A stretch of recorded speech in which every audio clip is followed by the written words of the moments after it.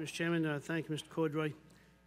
I've been reading through your report, and I don't know, it doesn't seem like you've been too busy to me. It kind of strikes me as though you're not doing much. From what I see, you've done one proposed policy statement, one final policy statement, 4 requests for information, 13 proposed rules, 11 final rules, 5 bulletins, 2 guidances, 20 orders, 5 assessments of State Attorney General actions, which of course is not yours, you're just looking over what the State Attorney General does. You've appeared before Congress 5 times yourself, your staff 2 more times. I know that that's very easy. It takes no preparation, no time. I get that. You've done 37 public speeches in front of different groups that are interested in everything you do. Your staff has done 4 more speeches.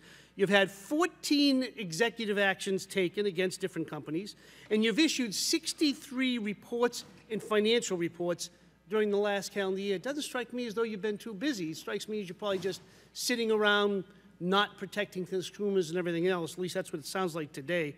But then again, you know, the bulk of what you do is only part of it. Apparently, as I read this, you're allowed to spend up to $619 million, but you only spent $302 million. You only spent 48% of what you were allowed to spend. I don't think there'll be another agency in the entire federal government or any state government or any city government, for that matter, that would do that and have the results that you've had.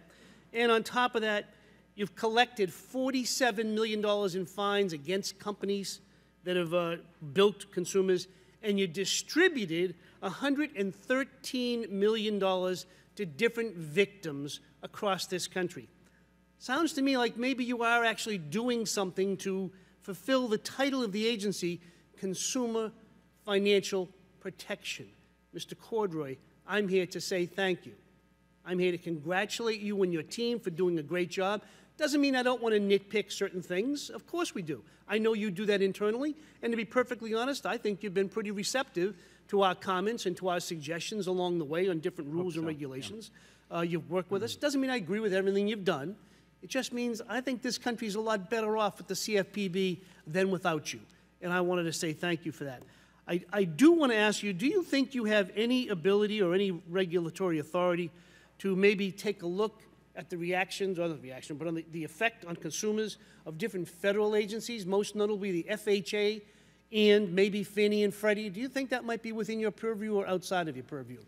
I don't think it's within our purview to, for example, try to enforce the law against other agencies. I do think it's within our purview and really would be irresponsible if we didn't to collaborate and coordinate and cooperate with the other agencies and try to work toward common policies, which we do try to do with each of the ones you mentioned and many more. So that is something that takes a fair amount of time and effort.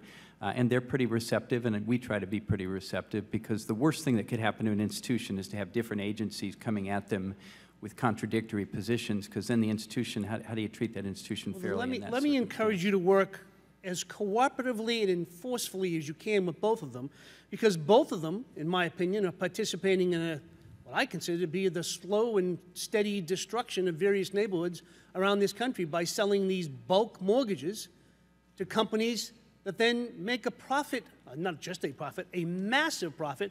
The largest one is the Lone Star Funds, run by a gentleman who voluntarily gave up his United States citizenship.